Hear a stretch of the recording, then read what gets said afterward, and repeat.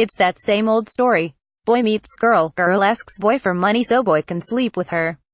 The weirdest injuries an ex-sex worker has sustained during sex in this particular rom-com. Boy seems to think money can mean anything from half the amount she's asking for, to a selection of utensils from the boot of his car. Sex work does what it says on the tin, it's work. We offer sex to make a living. We then use that money to pay for the luxuries in life, such as rent, electricity, food and water.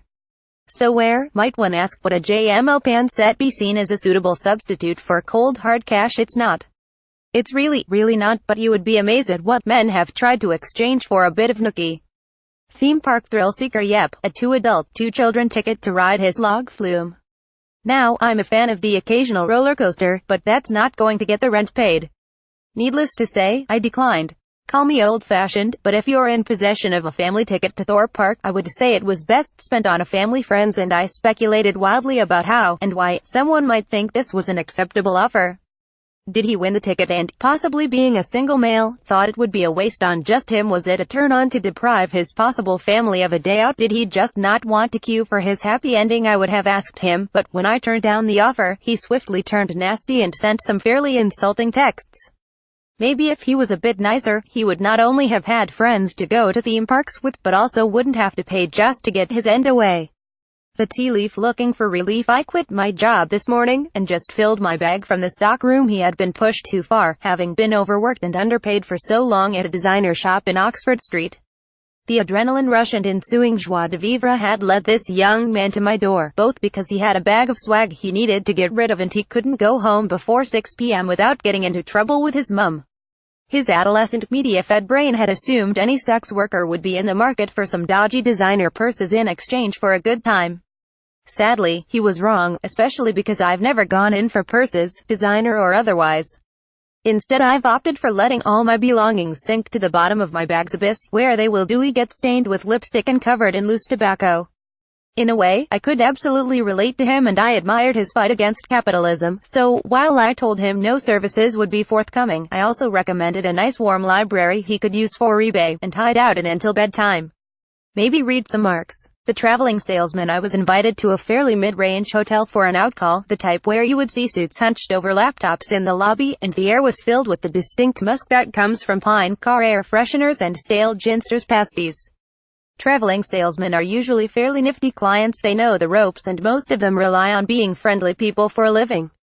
Just like me. This one, however, had made some fairly erroneous calculations, and openly said it would be cheaper for him to give me some stock rather than pay me in actual money.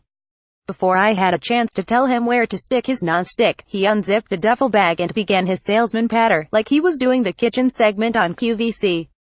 They come with a 10-year guarantee, free from any chemicals, and they're dishwasher safe. So is my vagina, but you don't see me banging on about it. By the time I turned down his offer of a pan set, kitchen knives, and the world's most intuitive thermos flask, we were already 15 minutes in. I was feeling so insulted by the kitchenware, I made him pay the full hourly recommended retail price for 45 minutes of my company. Stick that in your calculations. The landlord. I know what you're thinking.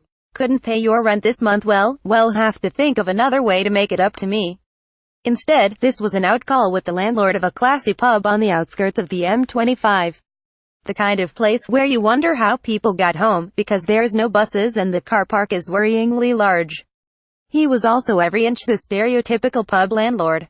Loud, gregarious, and fairly convinced he was such a ladies' man that after our initial appointment I would stick around in the bar, avenue some drinks and dinner, and stay over.